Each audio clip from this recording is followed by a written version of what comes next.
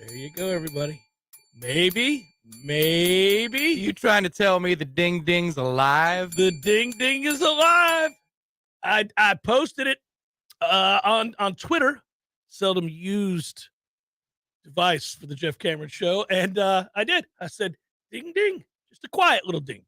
Nothing, no all caps or anything like that. Just a ding ding. They actually looked like they knew what they were doing.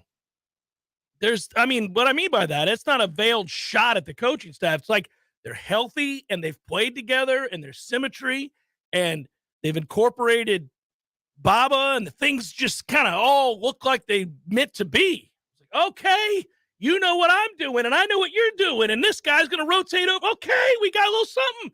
All right, boys. This could be just what we need for the Platinum Bohica to be realized, gang. And that is tomorrow. I can barely contain my energy and enthusiasm for tomorrow's attempt at a Platinum Bohica. How long have we been on the air together, you and I? Well, since the FM dial days, that's going on 11 years this August. Has it been 11 years? I told Clear Channel to suck it. Yeah, because it was the 11th anniversary of the Laux to Snare this past weekend. That's right. And that usually marks the time pretty cleanly. It does. I love that marks the time. It's a beautiful thing. I remember leaping around my house. I remember that first week. We were on the phone. He said, man, should have waited one more week. I know. Of all the time. But anyhow, so yeah, well, in the 11 years we've been on the air together, we've never seen anything come close to a Platinum Bohica for an rivalry. I guess football got to 7 over the Canes. That was the 3rd and Kelly. We would have been in position there. We would have been. You're right. It's a toughie. But that didn't happen. Hasn't really come close to happening over Florida. Had a good run, though. Had a nice run. We'll see. It's just, I've dreamt of the day that we could present, even if just in our minds, the Platinum Bohica to Miami. I was wondering when we would pivot to the just in our minds part of the I'm not going to jail for the Bohica. Yeah. I'm not doing it. But I do want to celebrate and revel in it. To see what that would, just take that back with you, Miami. Go on, take that back with you. Take that back on home with you. A little Platinum Bohica for that ass. Ruthless. You really can't get over that when somebody's lauding that over you. No, and lording it too. The thing about Saturday's you're game, right, lording that over you, not lauding. Well, we laud that it's lorded. Yeah, you're right. The thing about Saturday's game that I found was interesting was, okay, so you're down early and you're thinking, all right, so we're just going to go 1 for 1 here. When we play bad teams, we win. When we play good teams, we lose. Get smoked. Yeah, well, that has been the case. Then you respond, and we make, come on now. There's a lot of shots that are low percentage that go in. You're like, all right, so we're just going to have a little turnaround jumper game today. We're going to look like Dirk from all parts of the court. It's going to work out for us. Then you assert yourself, go into halftime, you're feeling okay. They take the lead again in the second half, and you think, all right. It was fun while it lasted. Good run, guys. Really nice effort. And then we just go ahead and take the ball game away from them. I thought 2 to 3 times on Saturday afternoon that this was a nice effort, but we were going to come up short. I was convinced of such. Oh, what? And then we just said, screw you. Was it the 21-6 run? Well, that, wow. And, I'm watching that going, okay, we're falling back into our bad habits. Yeah. The kinds of things we've seen all year long. So I was with you. Yeah. And frustrated. Well, and knowing the limitations. But now they're starting to reassert. And then the last time that I felt not so hot is, pitch driving the basketball, 4-point game, and then we get a nice offensive foul call. We get a nice charge call. I'm not so sure about that one. But it's a terrible call. That's when I'm not so sure about it. It's a terrible call. They screwed the home team. How about that? It'll happen. What are you going to do? In the cafeteria. Unbelievable. A place of horrors for us where we were called for breathing multiple times. It is FSU's first victory of the season over an opponent with a winning record. And it's a quad 1 win, if you must know, Tom. It is a quad 1 win. Pitt has a net ranking of 65 as of today, road games against teams in the top 75 of the net rankings. Probably was a lot better than 65 before we played. Are considered to be quad one victories. This all murkies and muddies the water a little bit with college basketball whenever we start going down the road of net victories and the like, quad ones and twos. But we don't really have to for Florida State. It's an exercise in futility. Florida State's not going anywhere, save for maybe the ding-ding. Maybe. It's also nice to be able to say that Darren, what is that in the distance? Do I smell cigarettes? Yeah, it's there. He, you know what? He lit him up over the weekend. He's like, wow, they're still around. It could happen. It could happen. I have to pay them a visit. I should be doing that voice today from the flights. I got a little raspies that we're fighting here. You'll be all right. But Darren Green is legitimately a good basketball player. I like that part of it. He was always, entering the game, he had a nice performance, shooting over 40% for the year. Yeah. But some of the shots that he makes outside of a standard wide open kick out three. Right. No, he's a good player. He's just a good player, he's period. A good player. Well, and Matthew Cleveland's really had a great turnaround. If you watch the beginning of this season, even the exhibition game, which I was at, and I was appalled, not because he was 0 for 9 or 11 or whatever the hell the number was. It was awful. 0 for the floor. He was so stiff. He didn't look athletic in the slightest. He couldn't jump. There was no explosiveness to his game. He looked cautious, to say the least. And I thought, oh, well, this isn't good. I have to hope that's an injury that he's overcoming or playing through, because if this is now who he is, we're in real trouble. And that went on for a while. It looked like he was pressing, coupled with lack of explosiveness from some sort of malady. And obviously he got through that and then really flourished and is now consistently really good. He makes tough shots often. And he's physical now in a way that he wasn't with the ball in his hand, is what I mean. And so, again, you're starting to see it. The double streak ended at 8 games, 8 rebounds, too short of that streak continuing. But you're right. And by the way, the numbers on Green, I should say it since you brought him up, 24 points, 16 in the second half is key there. And 7 of 12, 5 of 8 from 3. Made all of his free throws. So, again, down the stretch, you got to have guys that you can trust on the line. And they did that. FSU 7-13. They're 5-4 in the ACC. For those wondering, they actually have a winning record in this conference. That's good for 9th place, tied with NC State, I believe. And, if you think about starting 1-7 against teams that were not good teams that won't go to the NCAA tournament. I mean, hell, even, Florida is on the bubble. We'll see if they go or not. They're not having a lot of success. So Florida State was 1-7 against that schedule early. You thought, man, look, speaking of lauding, I don't laud teams for trying hard. I hate that. I hate when I hear people say it. It drives me nuts. There are circumstances, though, where I will note that it's important that they are, because those circumstances often lead to a listlessness in form.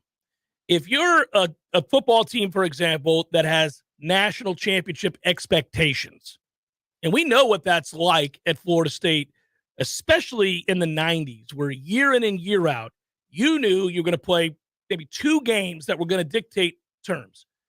The Florida game, the Miami game, maybe you had an out-of-conference game against the Notre Dame or somebody like that where it was going to be a big deal. And those games were going to tell you whether or not you had a good season and whether or not you were going to be in contention to play for a national title, because you were loaded and you were going to stomp the ACC. So if you lost 2 of those, you knew you were out of it. And you were always wondering, are they going to play hard? Are they going to play like a team who's had their heart broken and go through the motions and look poor? Or are they going to play hard for the love of the game, the passion of the game, for, not to let yourself down or your teammates down, whatever it might be? Well, in basketball, it's something similar when you start 1-7 against nobodies. I mean, you're playing bums and you're getting housed at home. And for a program, now I know they didn't have a great season last year, but for a program that's won a ton in the last 10 years and was one of the best 3 schools in the ACC in the sport of basketball, which is kind of odd to say aloud every time we say it, but they were. And to see that thing fall off a cliff pretty quickly and then have that point hammered home to start this year, and the NCAA screws you. and you lose your best player, or somebody who certainly could be your best player, for 16 games for something that is simply unfair. I mean, we all know that was unjust, right? It could get easy to feel sorry for yourself in a hurry. You got injuries and suspensions, and you're losing games left and right. Your season has been ripped out from under you before you even get into conference play. And yet they've played hard through all of that, and now they're playing better. Not just hard, but playing better. And they're going to be a team that a lot of teams don't want to have to play because they're not devoid of talent. They have some talent.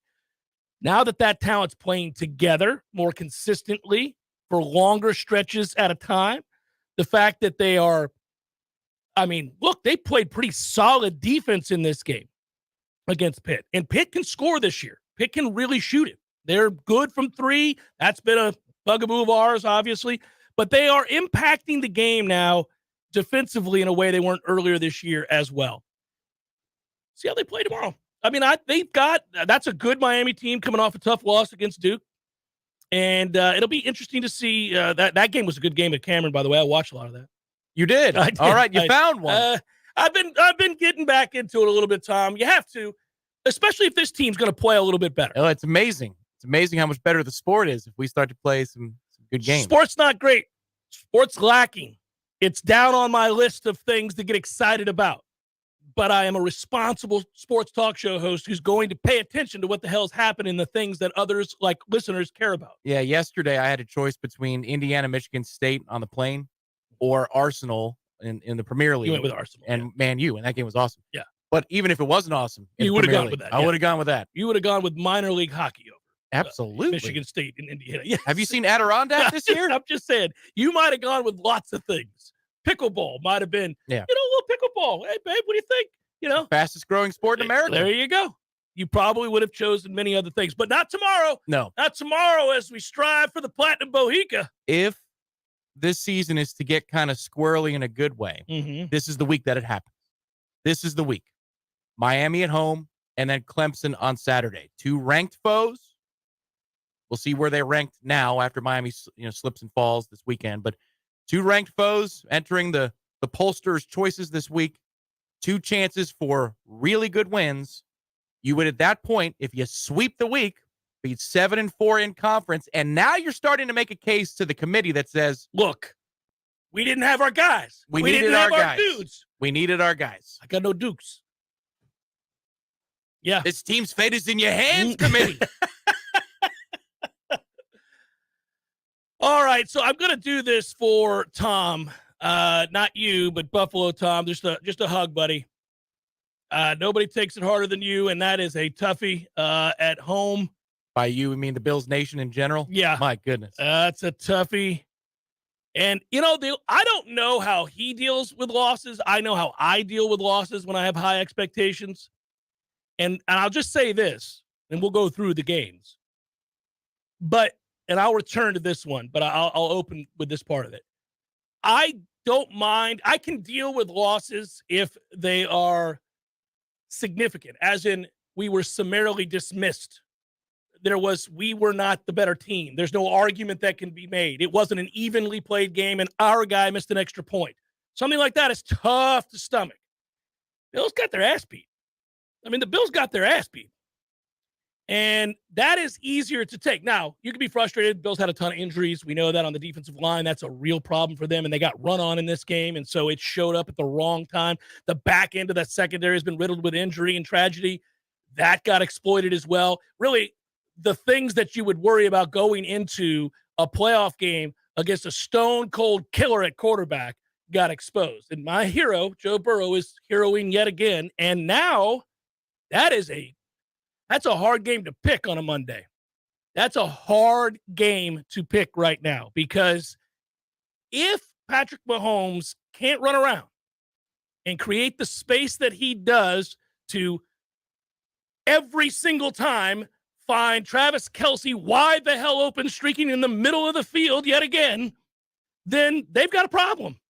Because you saw after the first quarter with that injury, all those running around plays went away, and they didn't throw the ball down the field. They ran it, but they had a lead. They were able to hang in there and do that. The other thing was the turning point in that game, the 98-yard drive with Henne. you got a same team issue with the Jags. That's going to be a pick 6. That doesn't happen because one guy doesn't know the other's The guy behind him. Yeah. It's going to be a pick 6 from about 25 yards. Looks like it, yeah. Or, well, first and goal at the 7. Yeah, it's going to be something along those lines, right? Yeah. It's a 14-point swing. Yeah, it's huge. Yeah. The Jags played well.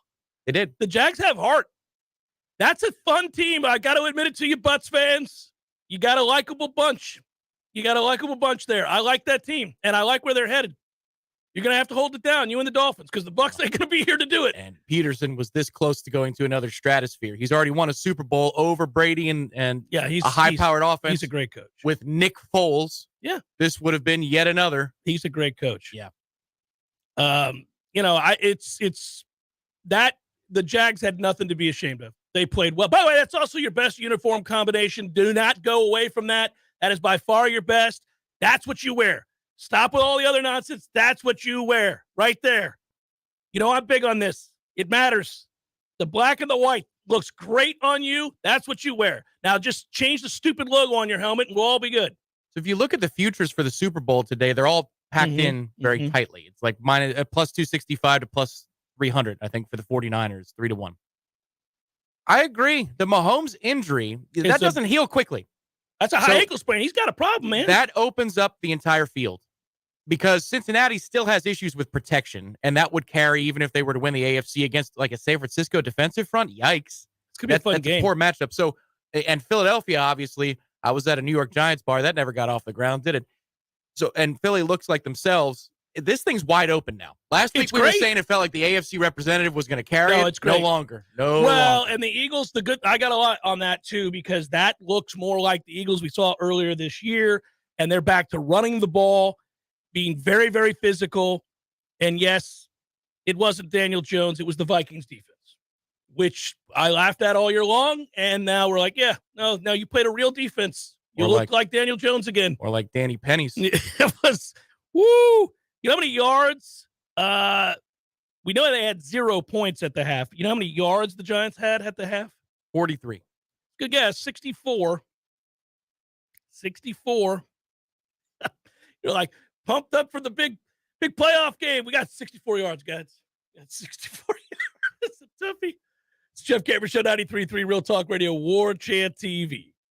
Hey, no fans, our partner ISF Inc. is a national management and IT consulting firm. What's up, guys? Our next partner that you're going to hear from is Athletic Greens. You've heard me talk about Athletic Greens in the past. Happy to talk about them again. I take Athletic Greens every day, and I gave them a try because certainly I wanted more energy, sustained energy. I wanted to support my immune system. I don't like taking pills and vitamins per se, and I wanted something that tasted good too. And the first time I tried it, I was very surprised. It had an appreciable effect on my energy levels. And also, over time, you'll note that it helps your skin, your hair, your nails. I don't have a lot of hair, but if I did, I bet I could feel that. I bet I could tell. It's a comprehensive health habit, and it is a powerful one at that. AG1 is great for recovery. That's Athletic Greens. And I take mine basically when I wake up every morning. I don't have to worry about it because you get all the nutrients that you want. It's the best way to ensure that you're going to get all of your vitamins. It's a carbon neutral business, by the way, if that's important to you. It is to a lot of people, and that's good to know as well. I would also note that it is a comprehensive solution to what you need from a supplement routine. Athletic Greens is giving you a free 1-year supply of vitamin D and 5 free travel packs right now with your first purchase. Go to athleticgreens.com/JCS. Helps me out, guys, if you use that. Not financially, but it lets them know that you heard this ad on my show. And I do take it, and I am vouching for them because I enjoy their product. It's athleticgreens.com/JCS. Check it out. I think you'll note the difference in your life with a simple drink each and every morning to start your day. athleticgreens.com/JCS. Is the perfect season to finally buy what you've been wishing for. Pinch a Penny Pool, Patio, and Spas has the hot tubs you need for the price you want. Come shop our huge 12,000 square foot showroom and save today. There's over 50 hot tubs in stock right now, so you won't have to wait weeks on end for that delivery to finally come to town. If you're ready to relax, we're here to show you how. Pinch a Penny Pool, Patios, and Spas. Come visit our huge showroom at 2473 Greer Road. With over 50 hot tubs to choose from. You'll be glad you did. Over 50 years ago, when Paul Nicholson founded Paul's Termite and Pest Control, he had one goal in mind: provide the best service possible to his neighbors so they felt like family. Your problem was his problem, so today it's our problem. Paul's service area is our home. It's where our kids go to school, where we shop, and where we get involved with community organizations. So if some out-of-town company knocks on your door and begins pressuring you to sign an agreement for termite or pest control, you can bet on a few things. Number one, you'll never see that person again. Number two, your technician is likely to change often. And number three, your money will not stay in North Florida. These companies are sending your money to home offices in Atlanta, Orlando, Salt Lake City, or even Great Britain. Paul's Termite and Pest Control knows local means something to you. The health of your Tallahassee home, family, and pets is our number one priority. For the elimination of termites and pests and a greener lawn too, call your local company with local solutions. Paul's Termite and Pest Control. We all want more energy, more strength, more results. Well, welcome to Orange Theory Fitness as you take a step towards feeling more alive today. Backed by science, Orange Theory's heart rate monitored workout is scientifically designed to keep heart rates in a target zone, spiking metabolism and increasing energy. Orange Theory Fitness is a one-of-a-kind group personal training workout resulting in more energy, visible toning, and extra calorie burn for up to 36 hours. Experience a more vibrant life today with Orange Theory Fitness. To find out more, go to orangetheoryfitness.com. The Jeff Cameron Show, brought to you by Orange Theory Fitness. 2 Tallahassee locations, Midtown on Thomasville Road and Northside in the Village Common Shopping Center. Online at orangetheoryfitness.com.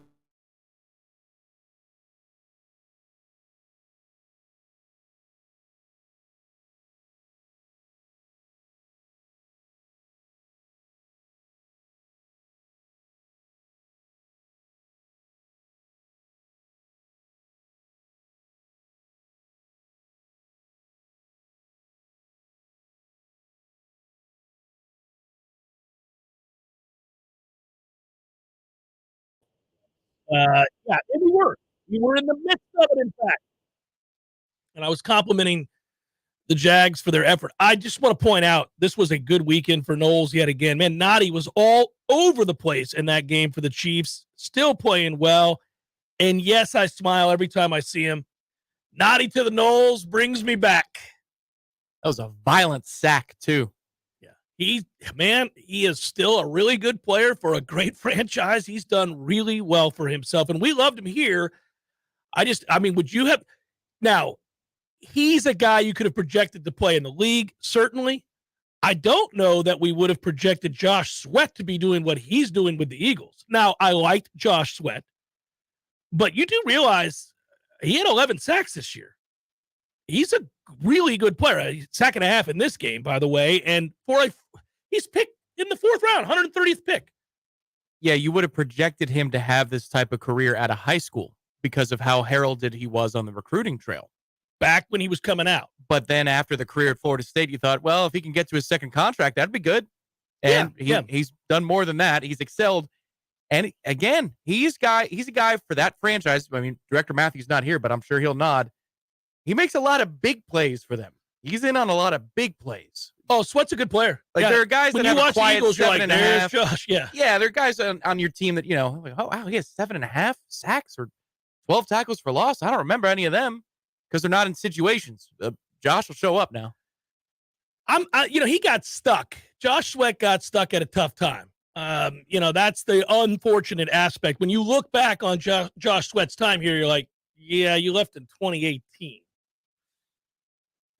Things weren't good. Things were moving towards bad. Things weren't looking up. No, things were not looking up. So in a lot of ways, I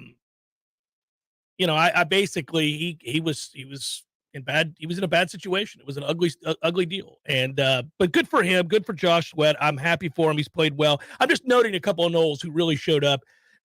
Obviously, going back, go to that Chargers game at the end of the year.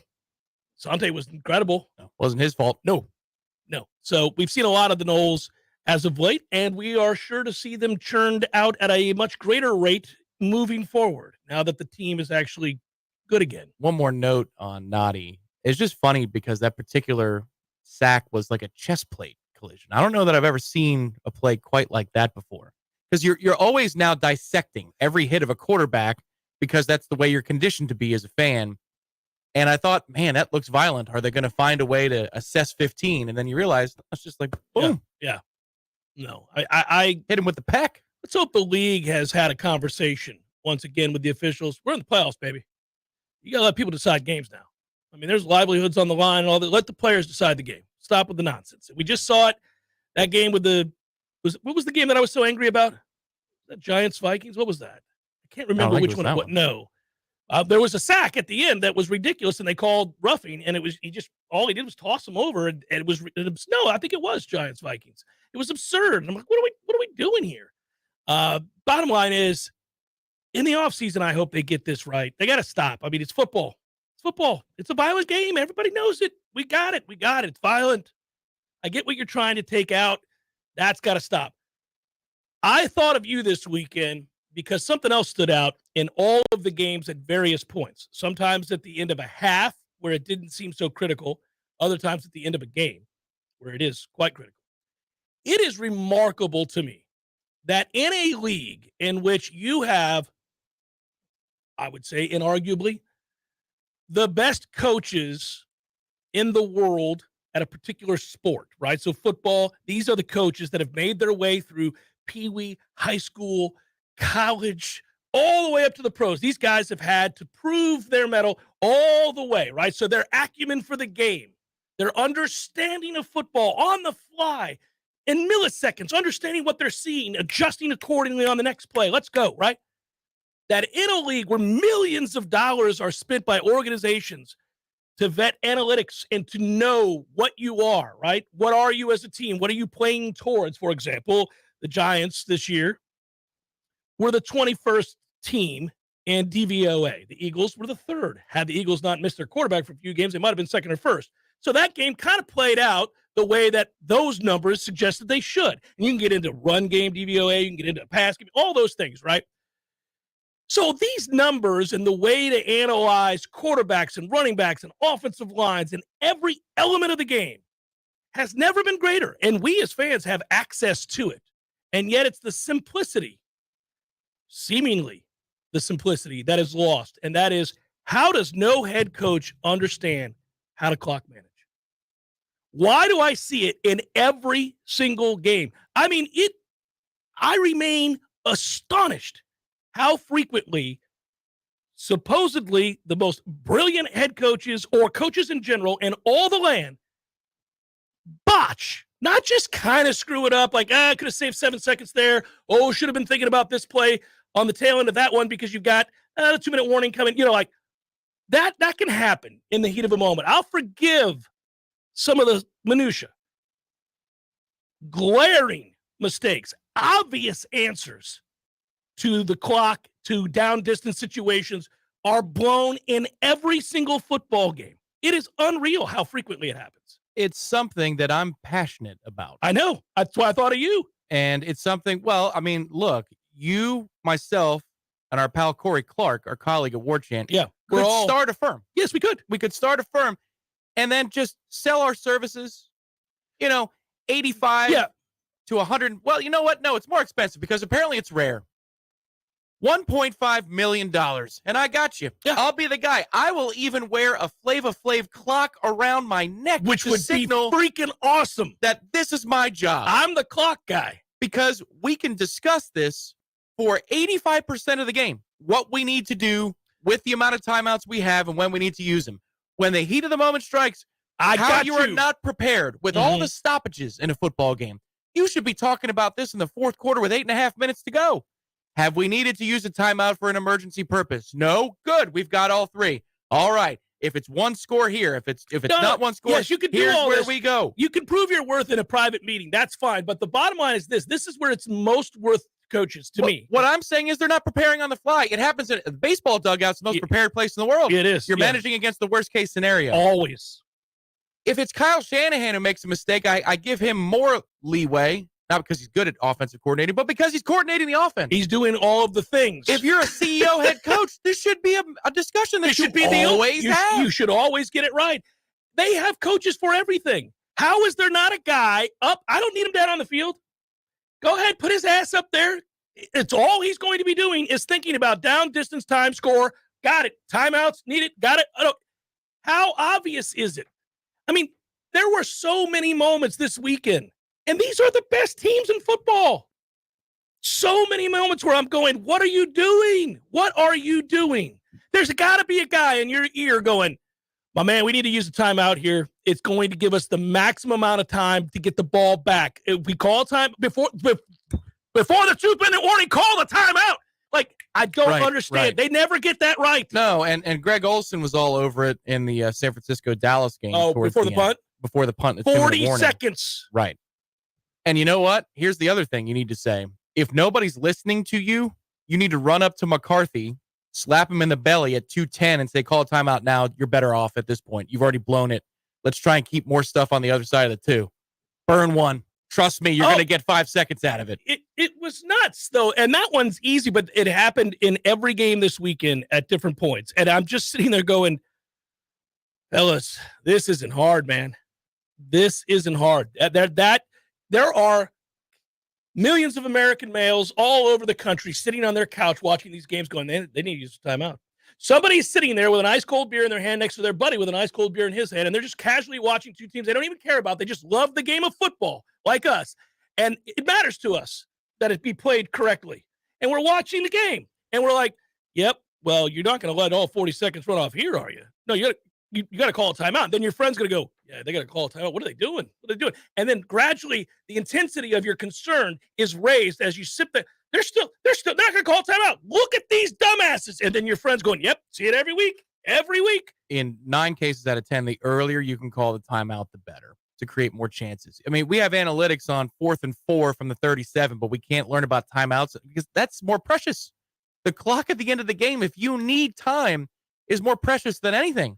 It is very hard to understand. In fact, it's impossible to understand. Smartest guys in the world. Yeah, as it pertains to going to a grease sport, of course they are. No, I just can't fathom that it's not occurring to you. You would think that somebody obsessed with the details of the game. Come on, hire me. Obsessed with every detail in the game. Understanding the numbers behind the numbers and the hows and whys of where we arrived and, what propelled us to that point. This is basic. It's quick math that anybody can do. Right. The only time I feel like it's oversimplified is when you're playing a chess match moment across the field and saying, all right, I want you to pass on this play for the chance of an incomplete pass. So I'm going to risk it here. Yeah. But you don't do it when the clock is going to run down to the 2-minute warning. No, of course not. But you say, all right, it's 2nd and 7. All right, you know what? I'm going to hold off here. I'm not going to use a timeout yet. Let's see what he calls. Maybe he gets greedy. And doesn't run it between the tackles. That's about the only way that you could screw up or not screw up a situation like that, and there's a debate to be had. Yeah, I mean, there have only been a few times you and I have watched games together where as we stood next to one another, we had a disagreement about the clock. Occasionally it happens because there's actually occasionally nuance to the debate. Like, well, hold on now, Tom. Here's why I wouldn't do that. And we can have that conversation. Those are actually fun conversations. But most of the time, it's self-evident. Most of the time, any knowledgeable football fan just nods their head when their friend correctly points out that this should be we need to use a timeout here. What do we use a timeout? Or if you've got the ball, you got one timeout left, you're tackled at midfield, and there's $1:10 on the clock. Yeah. You want to have the ball last. You can let it tick a little bit. No big deal. Yeah. We do that all the time. We have this conversation. When I talk to Mike Norvell next, I got to ask the question in a way that's not going to make him feel threatened. Because I want to talk to him about clock management, and he's immediately going to be like, is this a-hole actually going to argue with me about clock management? No, that's not what I want to do. Coach, it's not a Monday after a game. We're talking in the off season. I just want to talk to you about football coaches and how it is that men in your profession cannot get the clock management right. I want to ask you this question. I'm not talking about you specifically, sir. It may feel that way. I'm talking about why football coaches routinely screw up end of half, end of game clock management. Why do you think that is? Maybe Mike, you can call in if you're listening. Yeah, I would like to know. Maybe couch it with NFL to protect him a little bit more. College, there's a few I'm more going to things. make him laugh. I'm going to say, look, Coach, I'm not mad at you. This is not specific to you. It's specific to football coaches butchering clock management every freaking week. As long as he doesn't turn it into the Adam Fuller. Oh, we're talking about bald now? All right, baldness? Huh? The Jeff Cameron Show, 93.3 Real Talk Radio, Warchant TV. Now, Saturday, a sedan driven by a 42-year-old woman of Havana was traveling north on Monroe in the area of Sessions Road. A 66-year-old man of Tallahassee was walking west to cross Monroe in a marked crosswalk. While traveling through the intersection, the pedestrian entered the immediate path of the sedan and the driver was not able to yield for the pedestrian and struck him. After the collision, the driver did not stop and continued north on North Monroe Street. The vehicle was located a short time later. The driver was identified and detained for DUI manslaughter and leaving the scene of a crash causing a death. The Tallahassee Police Department confirmed that it is investigating a bank robbery. According to the department, a robbery occurred at the Wells Fargo Bank located at 3121 Mahan Drive. There were no injuries reported and the suspect is at large. Anyone with information related to the incident, contact TPD by calling 850-891-4200. This is Rachel Lene with your Real Talk 93.3 local news update, brought to you by Macklemore Systems, Tallahassee's go-to Mac store. Check them out online at MacklemoreSystems.com. This is meteorologist Paul Trombley with your Real Talk 93.3 weather update. Mainly sunny skies and calm this afternoon with a high of 59. Northerly winds 8 to 15 miles per hour. Tonight, lows dip down to about 37. Highs level off around 64. Tomorrow, partly cloudy. Upper 60s Wednesday with a chance for scattered thunderstorms. Mid 50s, sunshine mixed with clouds at times Thursday. This report is brought to you by the Lawn Johns. For all your landscaping and lawn care needs, visit thelawnjohns.com. Right now, 57. We understand how important it is to have transportation you can rely on. So no matter what the road ahead brings, we'll be there, offering you and your family the support that's made Farm Bureau Insurance a trusted name for over 70 years. You deserve more. You deserve a promise. I'm Andy Cohen with Florida Farm Bureau Insurance. Please call me at 850-671-FARM. My man Eddie. Jeff, what's happening, dude? Bears eating people all over the place. I read another article today. It's the third one in the last month of somebody getting mauled to death by a bear. Man, bears have their own space. Well, you got to let them have that. You do. You got to stay clear of bears, is what you're saying? Yes. I got a question for you. Here you go. If you had to be mauled to death, eaten alive by any animal in the world, which would you choose to eat you alive? Ooh, I think maybe I'd want, I don't know, longevity time, a mouse. Just a slow burn. Slow little burn. This thing just finished the pinking. It's been a month. I could go to work. I could still do my thing. I could probably live 30 years. I thought you were going to say great white because it'd be quick, or a grizzly. We went with mouse. Yeah, mouse. Okay. Mouse it is. Gordo's, bringing the flavor and flair of Cuban food to Tallahassee since 1996. Hey, Greg Tish here along with Matty Rowe. And you can listen to us Monday through Friday, 6 a.m. to 9 a.m. on Real Talk 93.3. Matt, we give away a couple things each week. Just a few. We've got the Florida Farm Bureau Insurance Wheel of Food. We have Give Me a Second, where we play a second of a song and you guess that song. And we also play FLA or Nay. We have a lot of fun Monday through Friday, 6 a.m. to 9 a.m. on The Greg Tish Show. Think that's enough? We can talk about our feelings. That's a lot. The Greg Tish Show, Monday through Friday, 6 to 9 a.m., only on Real Talk 93.3. The Jeff Cameron Show, brought to you by Orange Theory Fitness. 2 Tallahassee locations, Midtown on Thomasville Road and Northside in the Village Common Shopping Center. Online at orangetheoryfitness.com.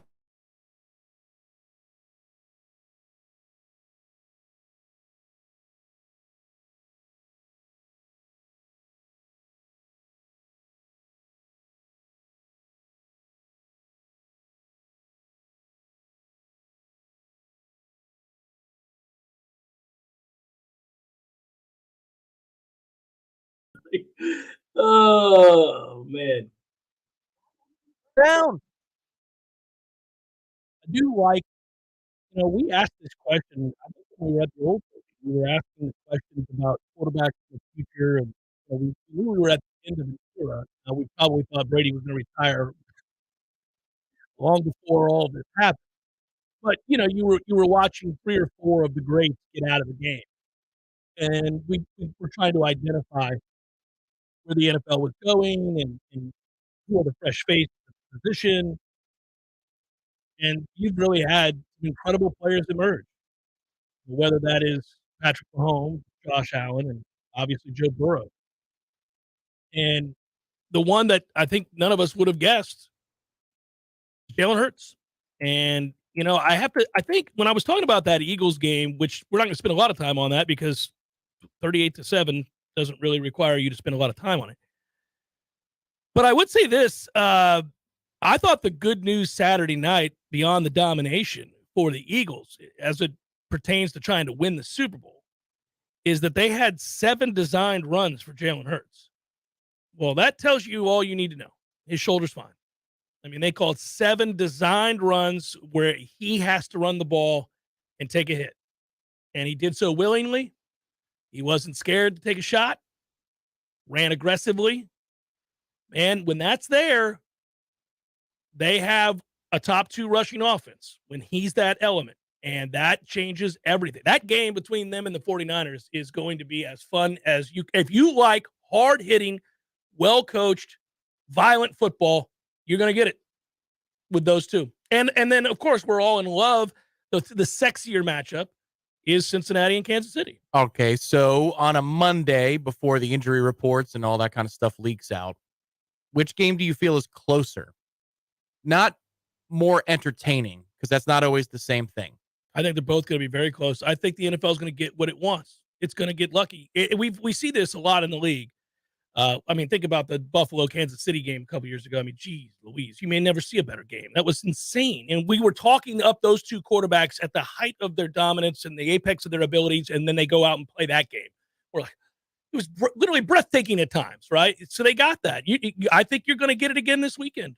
I think you'll get it with the AFC game. Oh, yeah. Well, I think Philly. The injury to Patrick, we'll see. Exactly. I think that keeps it because of Cincinnati's offensive line issues. I think you're going to see a lot of both quarterbacks on the ground, whether they're outright sacked or just hit as they throw the ball, things like that.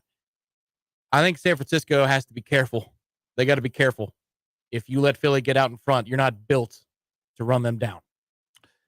Well, and I want to point this out. I know I've been hard on the young lad, so credit to him. 7-0 now as a starter, Brock Purdy is. He threw no fewer than 3 footballs that should have been picked this weekend. And we're having a different discussion if those balls are intercepted. And, sometimes it really is a matter of that. It's just, does the guy hold on to the ball or does it hit the ground? Does the guy tip a ball? Does the guy, the Kittle catch. Yeah, the Kittle catch is crazy. Diggs is within 1/10 of 1 second of beheading him. Yeah. Ending the game for George Kittle. Yeah. And maybe the ball goes back up in the air. When you watch that in super slow-mo, you're like, Doc! Every time. Yeah. Doesn't. Frame by frame, I'm like, get down. With no rooting interest, I'm just like, get down. You're going to die. That's like something out of a Bourne fight sequence. It's really cool. I've watched that replay a bunch just to note that if in that precise moment he doesn't begin to duck his head, we got a helmet-to-helmet situation. We've got oh no, George Kittle's been knocked out. And you would also have the most ridiculous defenseless receiver penalty of all time. Because we can't just be batting the ball around the air. The ball for like 5 it's a minutes. balloon you're trying to keep off the ground. No. And you're not defenseless. You're trying to catch the ball. I got to hit you. That's part of the rules. That's the game, sir, baby. It's been 1.9 seconds. Catch the ball already, sir. No, those 2 games set up as diehard football fans. This could not be any better for all of us. I understand if you had a team in the fight and you're upset, I get that. You probably don't want to watch. I know when the Bucks get beat, if I have expectations of a Super Bowl run and they get beat, it's tough to kind of get geared back up for everybody else still playing. But you and I had no such illusions about what the Bucks season was going to do at the end here. So I've just been giddy for the matchups. I've wanted good matchups. And Jacksonville played a really good game on the road. That was a fun game to watch. Unfortunately, the Giants just got blown the hell out, which was good for Director Matthew, but the rest of us were bored to tears. And then, obviously... the pub got aggressive towards the second half. I can only imagine. You're in New York at the time. They knew it was over 10 minutes into the game. The best part of that game was the 15 minutes leading up to the game. Yeah. It was pretty evident early on. You're like, oh, this is not a good matchup for the Giants. This is going to be a problem. And he looks scared. This is not good. Whole bar. Like, Brendan, I'll have another. Brendan, I'll have another. I'm not going home. What I didn't think, I guess while we're talking about surprises, listen, when you think about Cincinnati, no Jonah Williams, obviously no Alex Kappa. Now, while Kappa's not, he is a starter. No Collins either. All those guys out. I didn't think they'd run. What was the number here? I posted it. I put it on my rundown. Yeah, so this is crazy. Cincinnati had 30 first downs. That's tying it for the third most conversions in any single game against the Bills since Sean McDermott took over. Oh, wow. And he came to Buffalo in 2017. So that is a lot. And I can watch Joe Burrow play quarterback like every day, all day, because he does so many things pre-snap to protect himself now. It was the one thing he had to get better at, which is getting the ball out. And when they go well, and he was prepared for it because of the LSU experience, man, where they would go empty and he would isolate the matchup, and he had weapons, real good ones. But he gets the ball out of his hands. He's really good in the quick game. He gets it out fast. And then once you start to bite on that, he'll pump, hold it for an extra beat, and go downtown. They also dial it up really well. That's a well-oiled machine in Cincinnati. They also ran the ball for a ton of yards in this game, and that really made everything pretty easy. 172 yards on the ground, 13 first downs, and a touchdown on 34 carries. I haven't looked up this particular stat, so it just feels so obvious, though. Cincinnati beating Buffalo. They're on the precipice of going back to the Super Bowl. They were the runners-up last year. They would have to be the first runner-up to make it back to the Super Bowl the next year since the Bills, right? I mean, I can't think of another team that lost the Super Bowl and made it back to the Super Bowl the next year. Yeah, there's the famous statistic about usually the heartbreak carryover from the year before. Those teams not only don't make it back, they often get housed and have a bad year because it's just a lingering effect of coming that close. And by the way, they came really close to winning the whole damn thing despite being significant underdogs. They did. And their offensive line didn't get a whole ton better. They addressed it with new bodies, but it's not like it was completely fixed. And they're on the precipice now. Nobody's talking about them. I'm sure Eric Angel in the chat's like, finally, a Bengals note. But they're on the precipice of doing that, which is really, really hard to do when you don't win the whole thing. It's hard enough to do it when you win the whole thing. I kind of think, by the way, that they are going to win the whole thing. I just watching him, that's spectacular. That guy is, yes, he's smart. Gets it out. Maniacal. They got weapons. There's some evil in those eyes. He's a bad man. And there's a whole lot I want to beat your ass to him, which I really love and always have. I fell in love with him at LSU for that. He's like, you watch him, you're like, that guy wants to beat their ass. It means something to him to beat their ass. It just means more. It did to him. Well, it should just be a picture of him when they put it just means more with the SEC. It should just be a picture of Joe Burrow. That's it. That's the graphic. Sean, to answer your question, the second part of what you said in this chat is exactly how I feel. Sean wrote, I'm curious to know your opinion on the Ed Reed situation. I personally feel for him and the kids involved. Yeah, well, the first thing I thought of in reading all of that without being there and knowing the ins and outs and what they do and do not have available to them in terms of resources and what was agreed to and not agreed to and contractually, I don't know all of those details, so it makes it hard for me to take a side. I do know this. I feel terrible for those football players. I feel terrible for those kids. Ultimately, that's who suffers. I mean, it's a black eye in terms of a reputation in some ways for the university, clearly, and for Ed to some degree. But I'm not as concerned about either the institution or Ed. I hate it for the football players. I hate it for the kids. The kids are the ones who ultimately get screwed. There's also rumor that the Gator Collective offered Ed Reed $57 million. $57 million. He should take it and turn around and go back to coaching.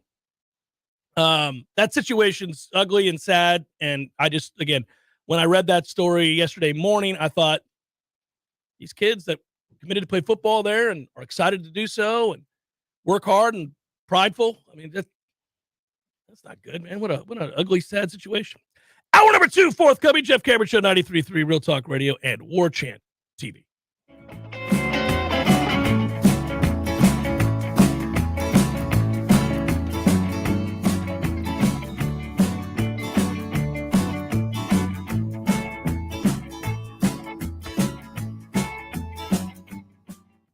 Like most Americans, you can see things are out of control.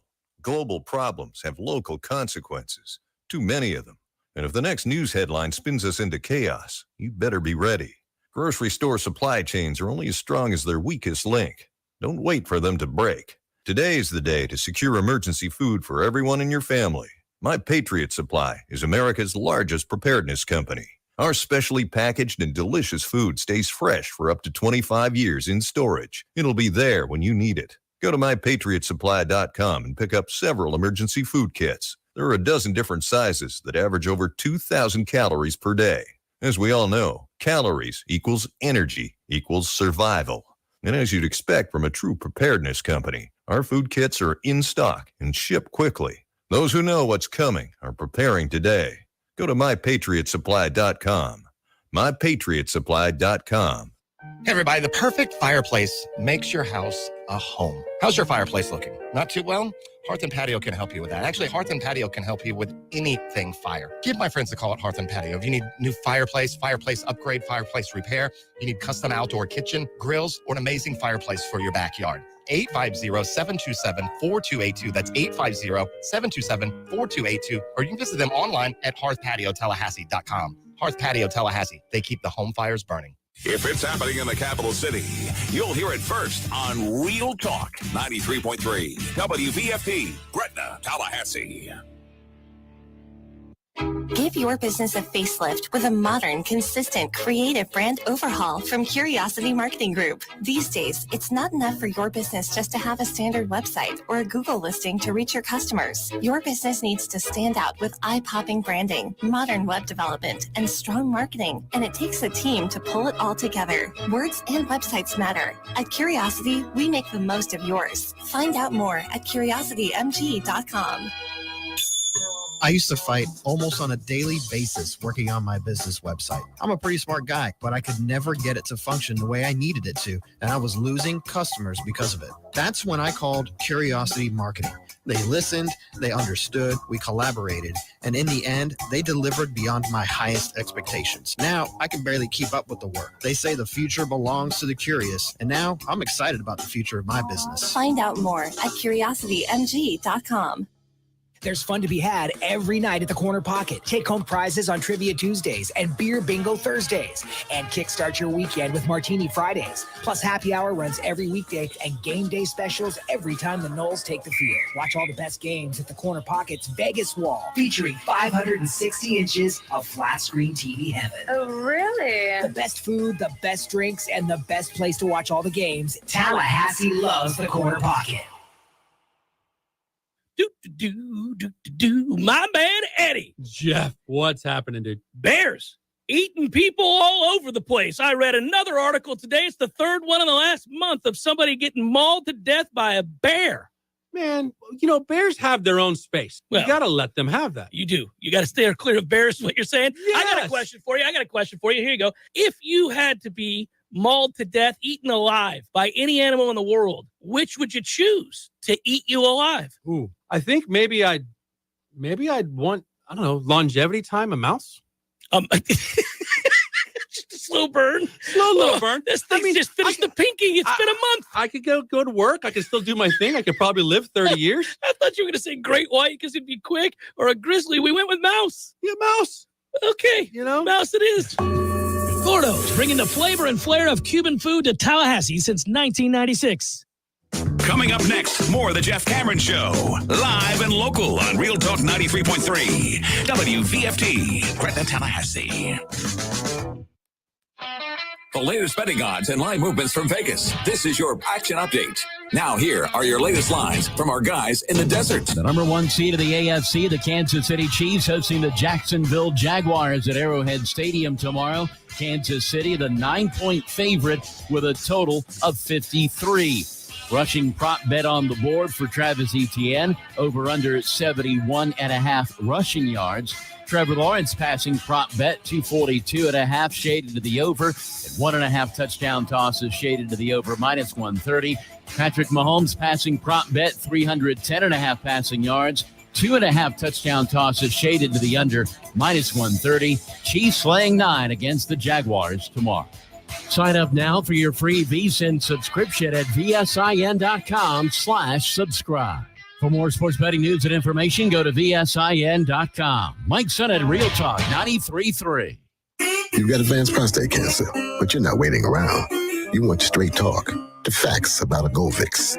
Orgovix Relagolix 120 milligram prescription tablets is a treatment for adults with advanced prostate cancer. Fact: Orgovix is a different kind of androgen deprivation therapy treatment, a pill, not an injection. Orgovix may cause serious side effects, including a heart condition called QT prolongation. Tell your doctor right away if you feel dizzy, faint, have a racing or pounding heart, or chest pain. Orgovix can cause harm to an unborn baby or miscarriage. Use birth control during treatment and for 2 weeks after Orgovix treatment. The most common side effects include hot flushes, increased blood sugar and blood fat levels, muscle and joint pain, decreased blood hemoglobin levels, increased liver enzymes, tiredness, constipation, and diarrhea. Other side effects include weight gain, decreased sex drive, and erectile function problems. Orgovix may cause infertility. Talk to your doctor if infertility is a concern for you. Go with Orgovix. Ask your doctor. For more facts, visit gowiththefacts.com. Tallahassee's favorite family-owned Apple and Mac product store has moved to an all-new location. Mac and More Systems is now located at 230 John Knox Road. Same great people, same great services, same great prices, all at a new location. Mac and More offers computer and Apple device sales, one-on-one consulting, business services, and the most experienced Apple repair team in the city. Learn how to get the most out of your Apple gear. Come by and say hi to the Mac and More Systems team today at their new location, 230 John Knox Road. Hey, this is Greg Tish. Here's something you might know about me. I don't drink coffee. I have never had a cup of coffee in my life. Well, that is until now. So why change now? Well, it's because my dear friend at Grassroots Coffee reached out to me after hearing me say that and insisted that I give his product a try. I've been making a huge mistake. The world of coffee is fascinating. I always thought coffee is coffee, you know? No, it's not. I have tried their coffee and it is fantastic. Now, I've got a fascination with learning more about the best coffee in our area. Grassroots Coffee is locally roasted, locally owned, and locally loved. You can find whole bean Grassroots Coffee on the local aisle at Publix, also in Whole Foods. But the best way to get this black gold is to order it online. They literally grind the fresh roasted beans to your preferred level, bag it, write the date on it by hand so you know the exact day your coffee was roasted. It doesn't get any more fresh than that. Order yours now. Just go to grassrootscoffee.com and choose the coffee you want and how you want it. And join me. Let's step up our coffee game together and also support a great local business.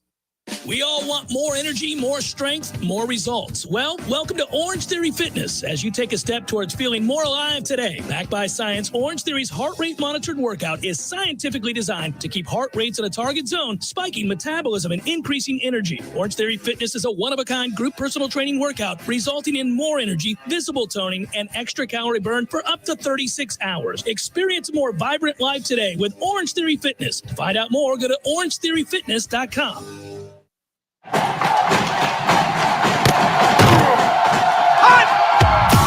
Broadcasting live from Florida's capital city, this is the Jeff Cameron Show, brought to you by Orange Theory Fitness on Real Talk 93.3. Now, stop what you're doing and listen closely. It's time for the Jeff Cameron Show in 5, 4, 3, 2, 1.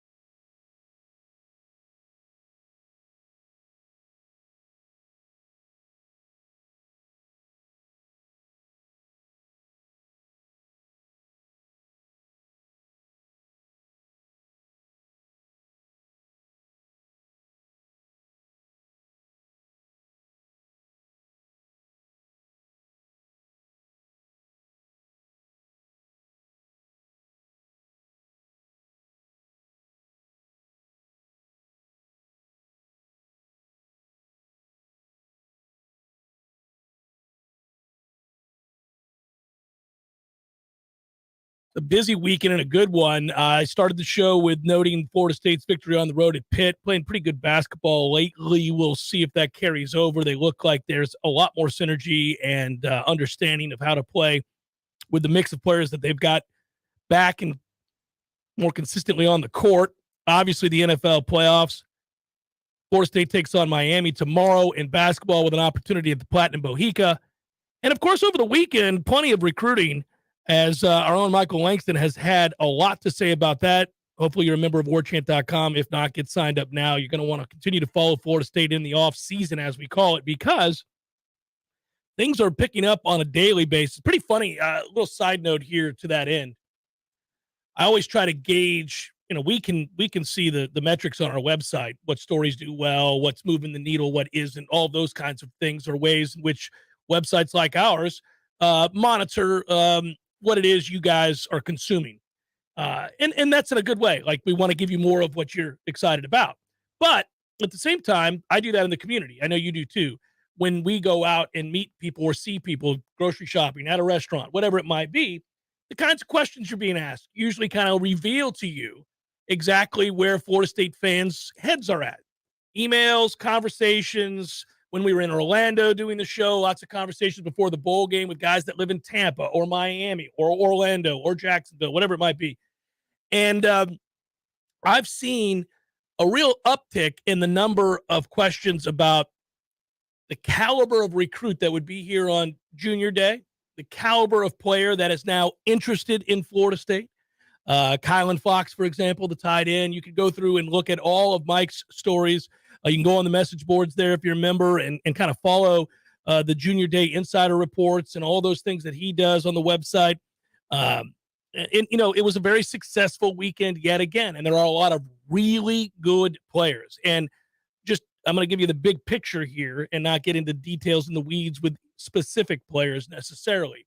But whether it's a top tight end or a top corner or a running back or whatever it might be, you're seeing far more in the way of the well thought of, already evaluated, projected 4- and 5-star kid attending these things and wanting to know more about Florida State. And, that just goes hand in hand with winning football games. That's how this whole thing works, man. At the end of the day, we can have as many conversations as we want to have about how well you recruit the state. And I have talked a lot about this aspect of the coaching staff that I wanted to change in the secondary. We got that change. Patrick Surtain is a guy that I think will attract a lot of interest from kids, juniors, and the like that are in the secondary, that play at corner and safety. I mean, how could you not notice that Florida State just hired an all-time really, really good player at the position itself, and one who did it both as a player but then raised his son to do it at Alabama, now elite in the NFL. But he himself coached high school, coached college, he's coaching college now, coached in the NFL. So I think you're going to see an uptick there, and it's going to really benefit Florida State. But just in general, the way you get better at high school recruiting is to have a product that high school kids care about. If you don't naturally have relationships with the coaches in this state because you're not from this region, and much of the staff does not, and we know that. We knew that they would be coming here with a little bit of work to do in forging those relationships. It's easier to do when you have a product that sells because it's winning and kids are noticing. Now he has that opportunity. This is what that season was, 10-3. They're making the right hires. Patrick Surtain, we'll see if anything else happens down the line. But I think Florida State will continue to attract really high caliber players in the state, elsewhere too, but in the state, because I've concentrated a lot on trying to make sure we get back to not allowing kids who are 5-star kids to leave this state. Clemson came in here and took them for years because we were down and Florida was down and Miami's been down for 25 years. So Alabama, Georgia, Ohio State, Clemson, you name it, rolling on in here and taking kids. That's got to stop. I don't care about Florida and Miami. I care a lot about Florida State. Let's see if we can do our part now that there's a legitimate product. Yeah, it's the ultimate what have you done for me lately business is recruiting. Because, for you and for me, prestige and Florida State go hand in hand. Sure. Like, of course, Florida State is one of the best brands in the history of college football, modern college football, certainly. And I say that even with a lost decade and whatever the hell this period we're coming out of is going to be called down the line. Like, for more of my adult life, I've got some choices, but I'm not going to venture them on the air. For more of my adult life than not, we actually haven't been good at football. And yet I still, as an alum and somebody who grew up in the 90s as a child watching this team, think of Florida State with the utmost level of respect, prestige, all that stuff. But that's the thing. When these kids that are being recruited right now were in first and second grade, that was 29 straight for this program. first and second grade. Yeah. So that's how fickle this thing is with recruits and having to reinforce the notion that I can win, I can better myself at an institution. You got to do it real recently because they're not old. Jameis won the national title when these kids were like 6 or 7 years old. Yeah. That hurts as we get older. That hurts us a little bit more, but that's just the truth of it. And so you're only coming out of the doldrums and starting to regain the prestige. And it's not just about the wins, it's how you arrive at the wins. This is a fun offense that produces for everybody across the board. That's what last year taught us, is that this could be a multiple offense. The year prior it was, boy, blood from a stone. They could run the football, not much else. But when the whole world knew that they needed to run to win, they were able to run a fair amount. And now it's this multifaceted offense. Hopefully the defense comes along with it this next year and takes that jump so that more position groups are more naturally attracted to come here to Florida State. Yeah, well, you look at a kid that's a Georgia commit like Landon Thomas, okay, who was at once a Florida State commit, switched over to Georgia, and I get it. If you're a tight end, and at the time that he was committed to Florida State, you hadn't had any proof yet. Georgia, steady winning national championships these days, you could see why a kid would flip. But how cool is it that he came back here? How cool is it that he came back and talked about why he came back and also how much he loves the coaching staff, why he knows Florida State is still unrelenting in their efforts to get him to change his mind. In fact, his quote, pull it up here, was, "What Coach Norvell has done to improve this team, and I think they're going to do even more next year," goes on to say. Basically, he went on, I'm just paraphrasing some of the stuff he said here. It was good coming back, being around Coach Thomas, Coach Norvell, the family environment. Again, very cool. The coaching staff, laid back, very cool. He notices the wins over Florida, Miami, LSU, Oklahoma. Of course, all of that is tied together. But there's another guy talking about Norvell, talking about the staff, and the vibe that he gets every time he visits. And he's not the only one. Now, I get that when kids are in town to visit a coaching staff and they're going to be here for a junior day or whatever it might be, and the media gets them walking through the gates or coming out, they're not going to sit there and dog a place. They're not going to, most of the time, if you're a decent kid, you're just not going to do that. But you also don't have to go overboard and specifically praise the way that they do, the vibe that they feel and get from this coaching staff time and time again. And that's what you get from all of these kids. It's huge. Well, very simply, you don't have to show up. Nobody's forcing you to come to Tallahassee to take interest in this program. You have to find a way beyond them maybe making a stop on a road trip where they're hitting 5 universities with their high school coach and 10 other teammates. You have to find a reason for them to get in the car, get on a plane, and come visit. And we're finding more and more of those. I want to be the next Jordan Travis. I want to be the next Trey Benson. That's the conversation that we're going to hear over the next year. This offense does what it's supposed to do, what we think it's going to do this season. Whether they make the playoff or not, you have now fortified yourself as an offensive factory. And that's what you want to do because kids are out for, how am I going to be suited best? Sure. And that's fair.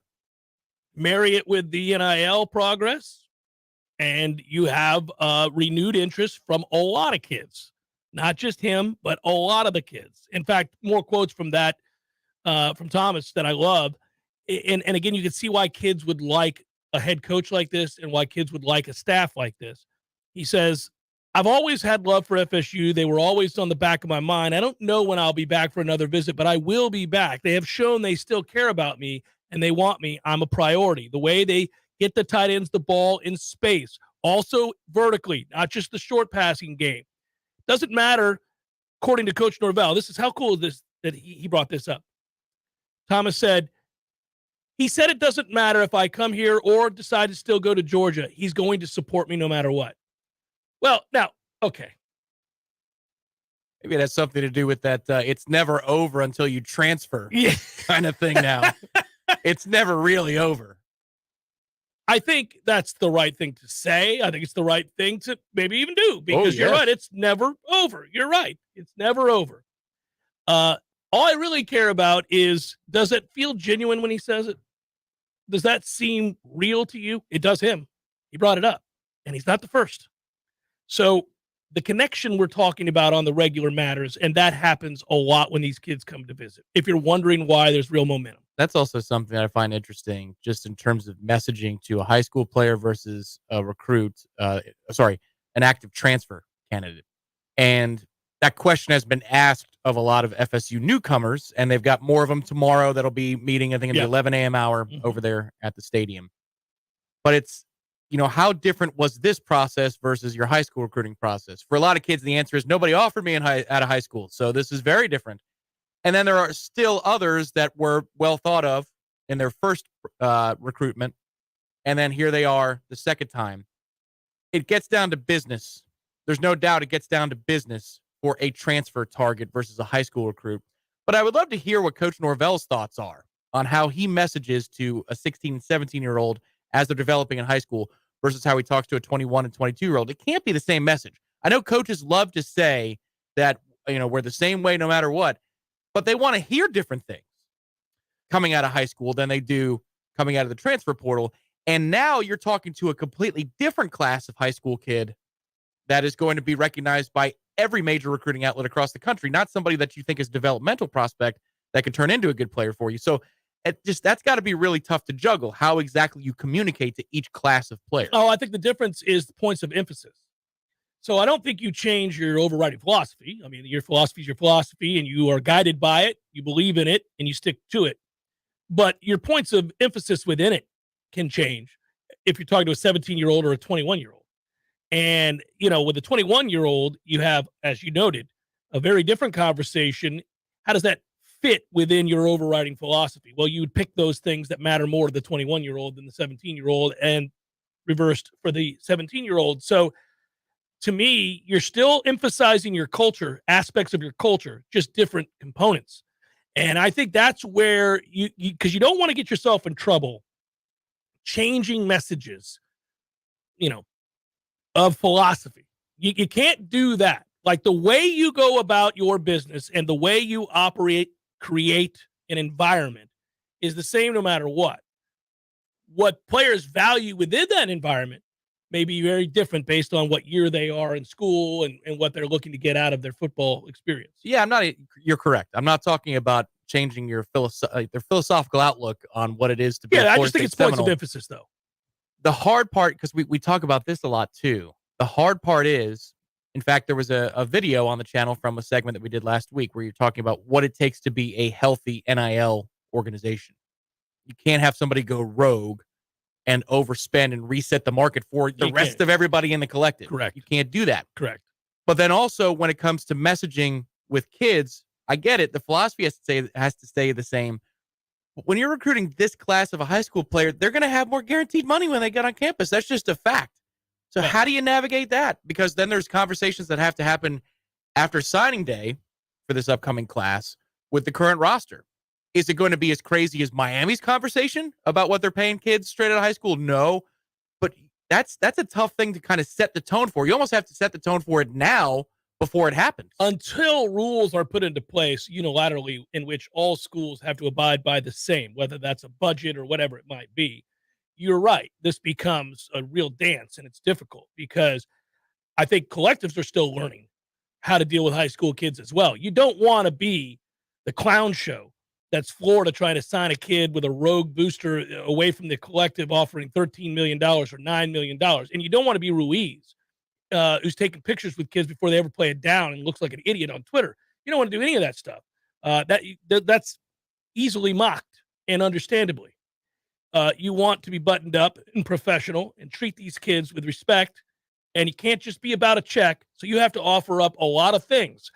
And you have to convey that message to them without making certain promises because they haven't committed yet. You just have to show what's possible. And I think it's key to be able to show what's possible. That has been an area in which Florida State has put their best foot forward, or this collective, the Battle's End, has put their best foot forward because they've now shown you that they will rise to the occasion and step up and prioritize. And it starts a little bit this year, that process of navigating the locker room for Florida State. I can't imagine that Hakeem Williams came here for free. Well, that's in fact, correct. We know he did. That's correct. Yeah.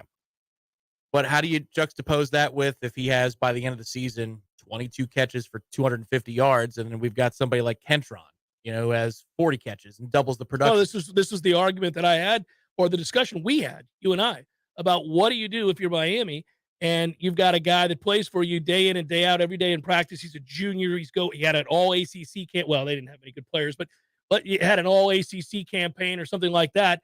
And you never gave him any money because he signed before NIL became rampant. And he's on scholarship, yes. And I'm sure you've greased the palm under the table a little bit to help out, make ends meet, got a little walking around money. But we're talking about $50,000, $100,000, $200,000, $700,000, $400,000. That guy watches a kid come in who's a 5-star, has never played college football, and he's got a guy over there with the collective beating down his door and giving him $2 million. Well, hey, man, if that kid's worth $2 million, I'm worth more. I've started college football games, and I was productive. That's a nightmare. That is a nightmare. And while Miami's is going to be a nightmare that you can't escape for some time, we're going to have that conversation because as you're talking about and describing the type of kid that's coming here on junior day, yeah, here comes a wave of them, not 2 or 3 dudes. Correct. Like 10 of them. How does that work? It's going to be tough.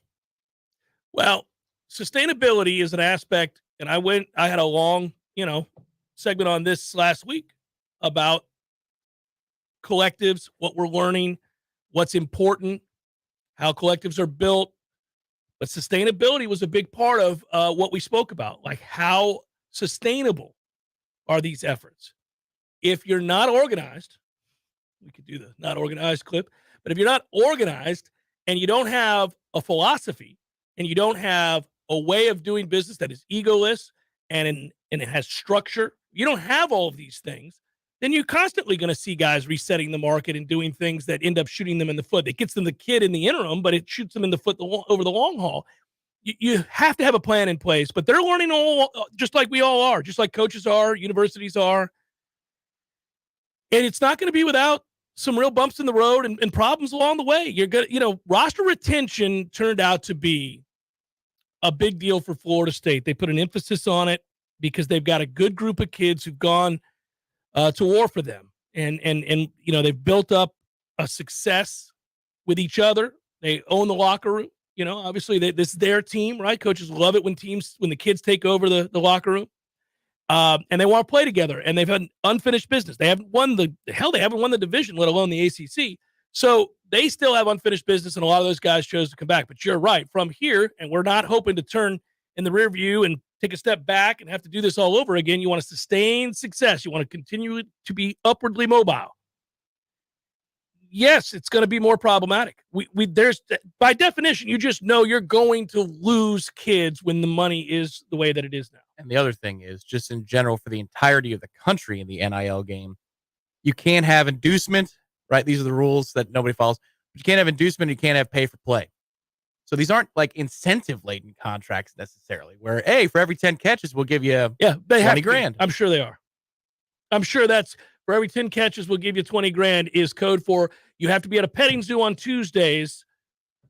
And then the kid looks at petting zoo on Tuesday. Oh, that's 20. Remember, take out your Dakota ring. That's $20,000 right here, Dad. I'm not actually going to be at a petting zoo, but that's $20,000. Yeah. Here's the Dakota ring. Petting zoo equals catches. Yeah. Yeah. Well, that's a lot of trips to the petting zoo, which, by the way, is proven to affect positively your physiology. Everybody knows this. Wonderful thing. It's a great experience. Who hasn't loved the petting zoo? I love being there. If you're a receiver, you could talk about it in those terms, and we would know you mean you like getting direct deposit. All right. So here it is. Yeah. Game 1, Orlando. Deep shot down the middle. Johnny Wilson's wide open. Ball hits off the hands, hits the ground. You're going to stand up and go to the petting zoo! Not catch the ball. Because of the code. Well, no, but I don't want him to get more money if he's dropping wide open passes down the middle. And we get paid when we go to the petting zoo. So we're going to have to figure something else out. Maybe that's not the code, Tom. It's the Jeff Cameron Show, 93.3 Real Talk Radio, Warchant TV. There's nothing like relaxing in a hot. What's up, guys? Our next partner that you're going to hear from is Athletic Greens. You've heard me talk about Athletic Greens in the past. Happy to talk about them again. I take Athletic Greens every day. And I gave them a try because certainly I wanted more energy, sustained energy. I wanted to support my immune system. I don't like taking pills and vitamins per se. And I wanted something that tasted good too. And the first time I tried it, I was very surprised. It had an appreciable effect on my energy levels. And also, over time, you'll note that it helps your skin, your hair, your nails. I don't have a lot of hair, but if I did, I bet I could feel that. I bet I could tell. It's a comprehensive health habit, and it is a powerful one at that. AG1 is great for recovery. That's Athletic Greens. And I take mine basically when I wake up every morning. I don't have to worry about it because you get all the nutrients that you want. It's the best way to ensure that you're going to get all of your vitamins. It's a carbon neutral business, by the way, if that's important to you. It is to a lot of people, and that's good to know as well. I would also note that it is a comprehensive solution to what you need from a supplement routine.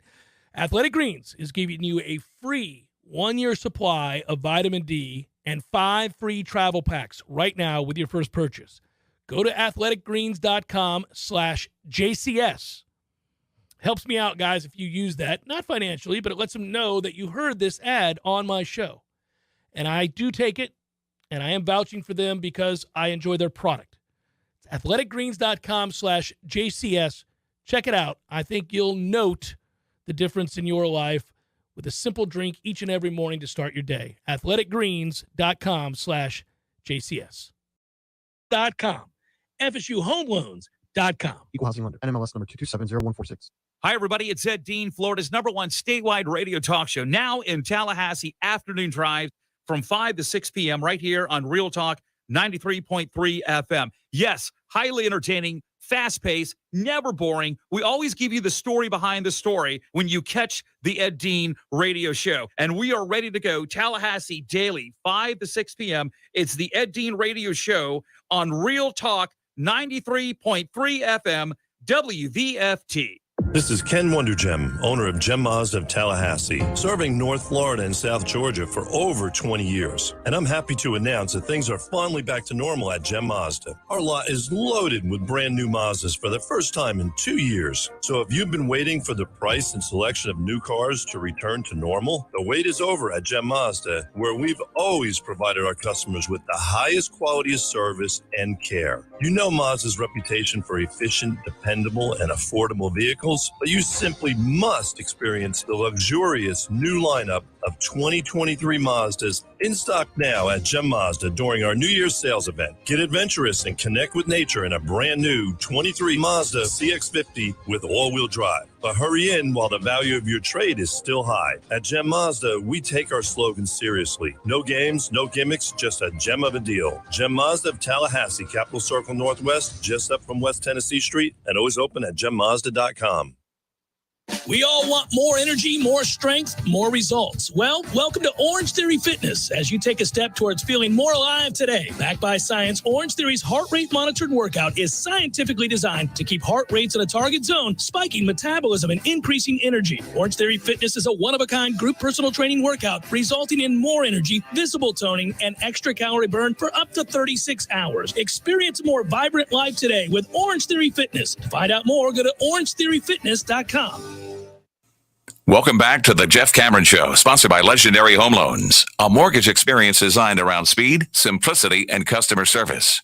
Before you buy your next home, contact our friend Shannon Young with Legendary Home Loans. Visit FSUHomeLoans.com. FSUHomeLoans.com.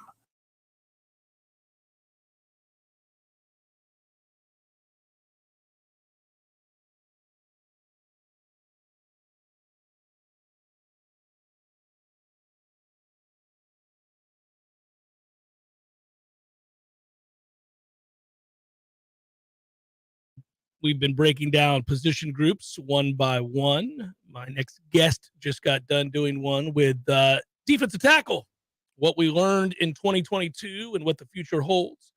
It's a good read. These are a lot more fun in the way of exercises, Tom. I used to get depressed when I went home and sat down and let's say we were going to do a round table about hey, Jeff, can you join us for a roundtable tonight on Warchant? We're going to talk about Florida State receivers or Florida State whatever, offensive line, for example. I would feel the weight of that. I'd sit down, and not the pressure to make it entertaining or interesting, but the desperation one feels when there are no answers.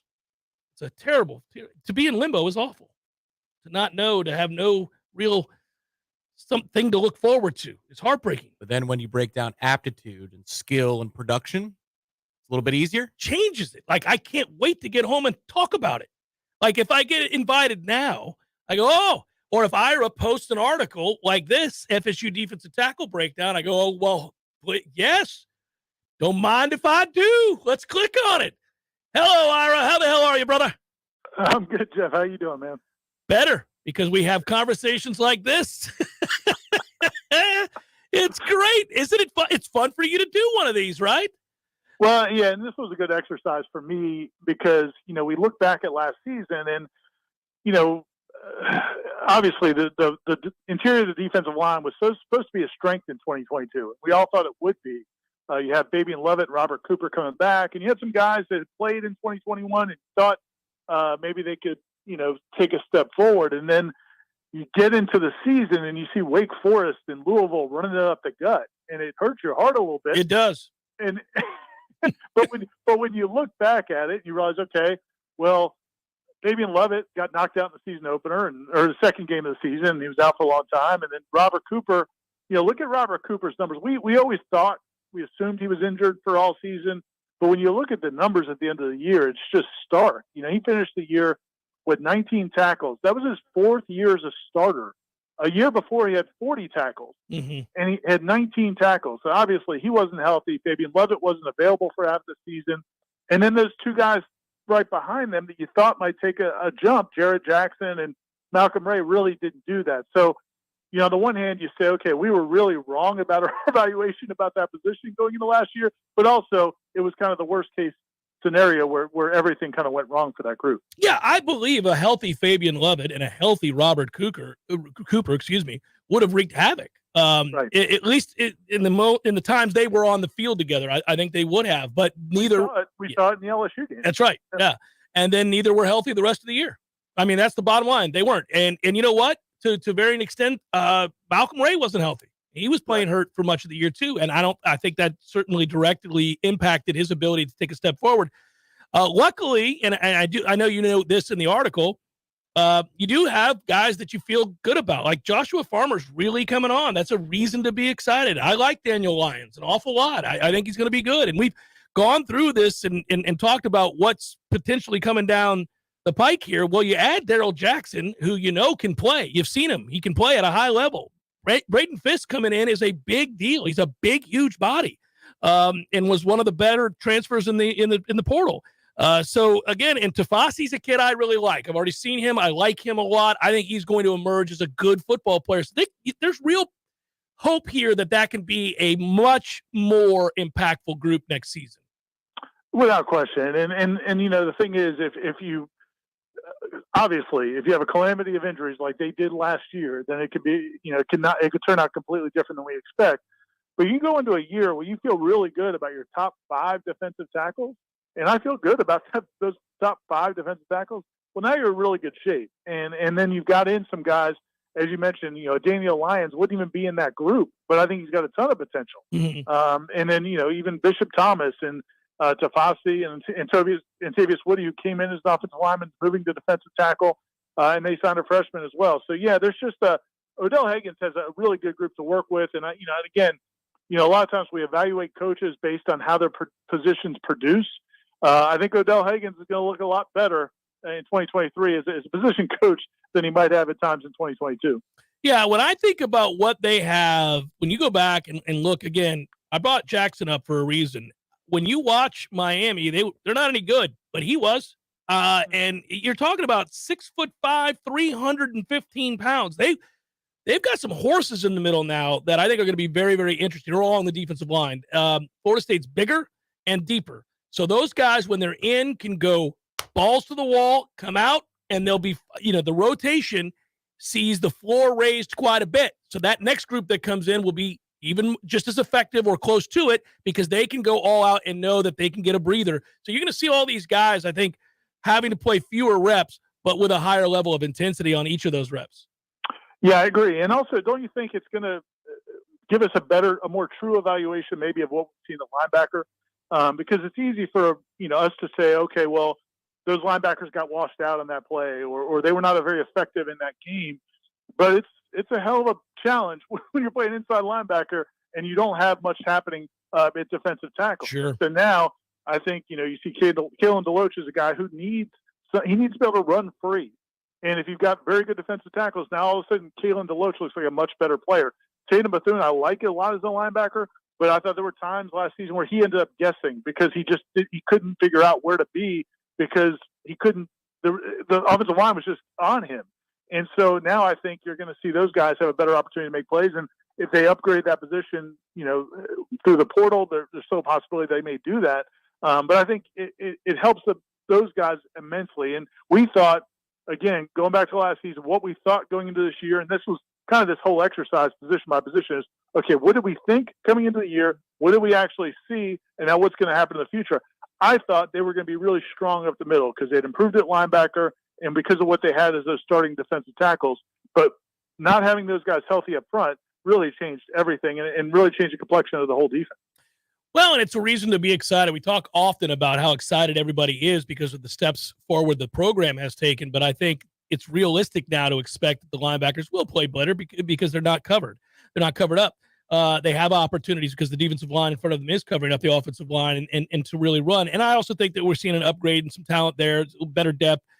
It'll be interesting to see how quickly some of the freshmen can play or even redshirt guys, how quickly they can play. I want to segue very briefly, Ira, because I only have you for a couple more minutes. I was very impressed for the first time this season with Florida State's basketball game against Pitt because on paper that was not a good matchup. First of all, Florida State was 2-9 in road games all time against Pitt.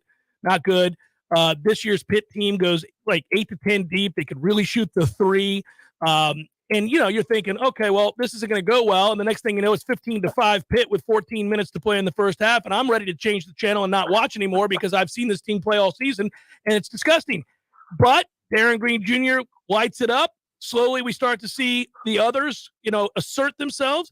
And all of a sudden, Florida State is looking more cohesive. They looked comfortable together.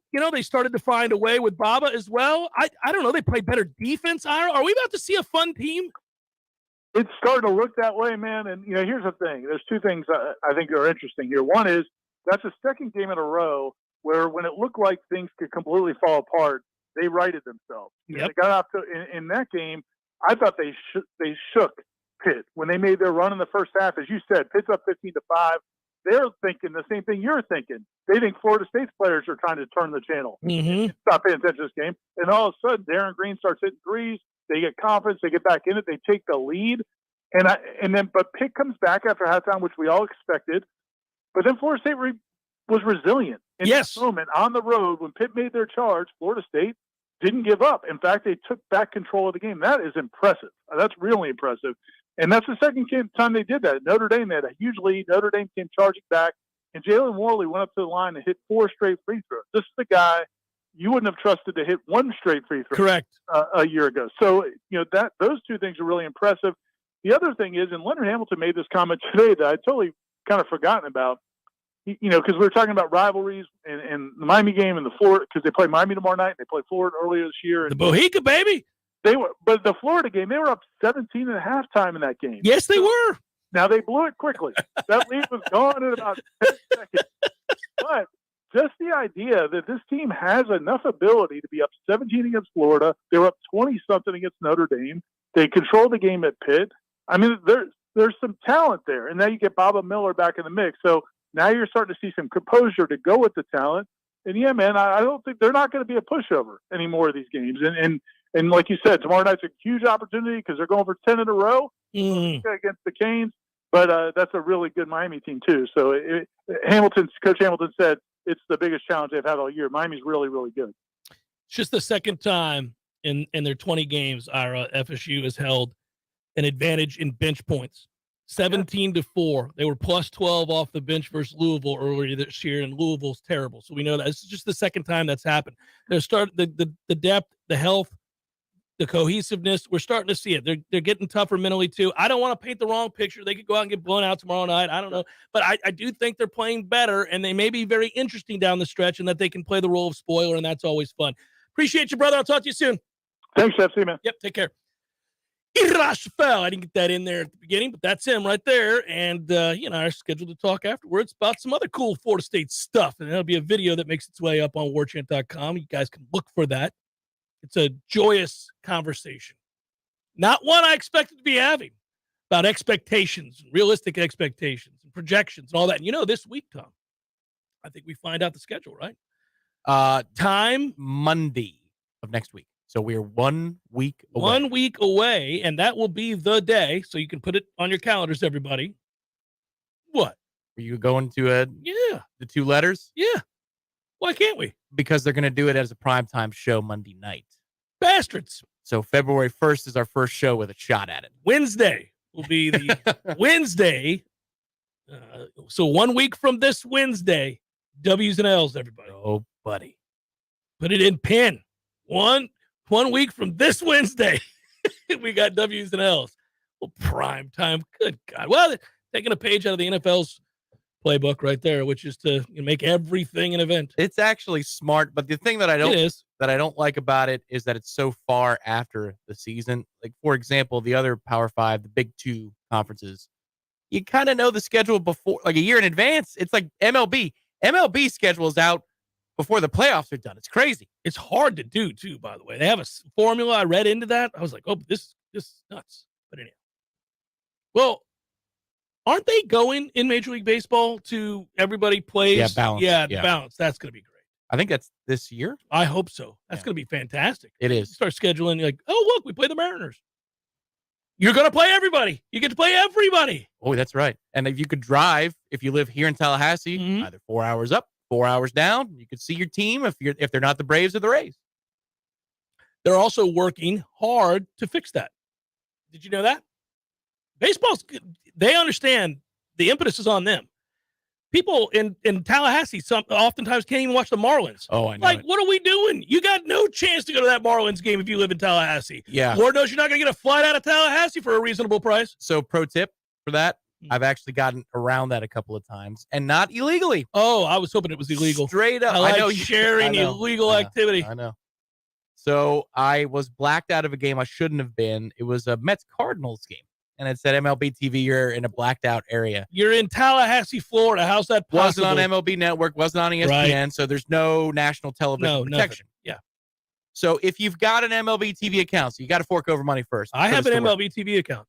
You direct message MLB TV support. You say, hey, on Twitter. This is nonsense. They'll fix it within 10 minutes. All they need you to do is prove that you are where you say you are, and there's a way that you can do that. And then they lift the thing. They lift the ban. So it should apply to Marlins games as well. Well, good. They need to lift all the bans. They should. What are we doing? Stop all this. I'm paying extra. Yeah. I bought the package. I want to watch the game. Simple as that. Let's go. Air the local commercials if you need to, if that's the concern. If that's your problem, let's go. Let's get it on. Jeff Cameron Show, 93.3 Real Talk Radio, Warchant. Your local news now. The Tallahassee Police Department is investigating a shooting incident that occurred on Dixie Drive Saturday night. The Tallahassee Police Department confirmed it responded to the incident around 6:45 p.m. at the outdoor parking lot of 110 Dixie Drive, which is the location for the Evergreen Terrace apartments. The victim who was shot was taken to a local hospital with non-life-threatening injuries. The investigation is ongoing and no arrests have been made. Vice President Harris visited Tallahassee over the weekend to deliver a speech focusing on abortion rights, during which he revealed President Joe Biden will issue a presidential memorandum to further protect access to abortion medication for women across the country. The memorandum will also safeguard patient safety and security. That security also extends to doctors and certified pharmacies. Sunday marked 50 years since the United States Supreme Court decided in the Roe v. Wade case women could have access to abortion services. This is Rachel Lene with your Real Talk 93.3 Local News Update. Brought to you by Macklemore Systems, Tallahassee's go-to Mac store. Check them out online at MacklemoreSystems.com. This is meteorologist Paul Trombley with your Real Talk 93.3 weather update. Mainly sunny skies and calm this afternoon with a high of 59. Northerly winds 8 to 15 miles per hour. Tonight, lows dip down to about 37. Highs level off around 64. Tomorrow, partly cloudy. Upper 60s Wednesday with a chance for scattered thunderstorms. Mid 50s, sunshine mixed with clouds at times Thursday. This report is brought to you by The Lawn Johns. For all your landscaping and lawn care needs, visit thelawnjohns.com. Right now, 59. The Gators are here. Goes to the cup. Punched it with the right hand. Powered up. Goes out corner right. 3 on the way. Good. shoots off the glass and in. Foul on the play. This is Gator Country. Goes for the dunk. Blocked from behind by Fudge. Angle right three. Bang! Got it. That'll do it. A W for the Gators. This is Florida basketball on the Gators Sports Network. Brought to you by Sellers. Get the Sellers advantage. Capital Circle Northeast online at sellerstile.com.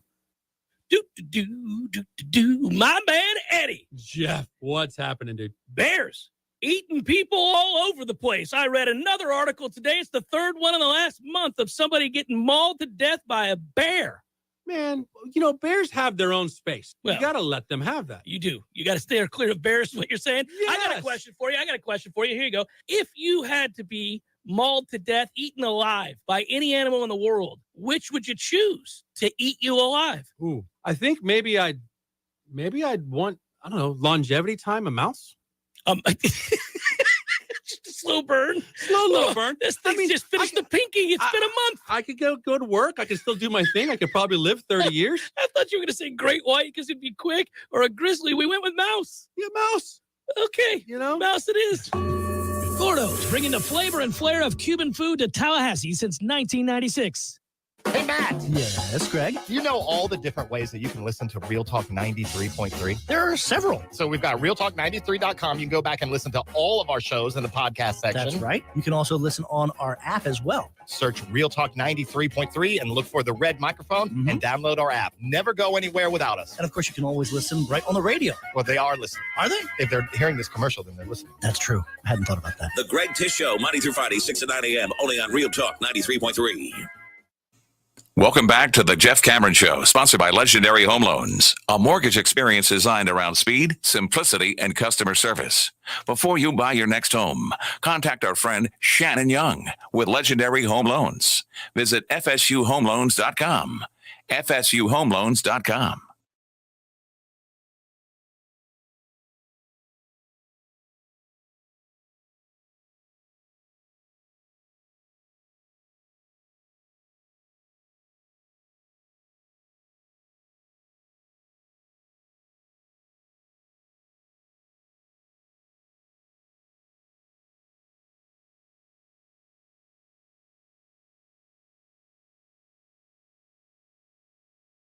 Hey, I just heard the ad there for Legendary Home Loans and my friend Shannon Young.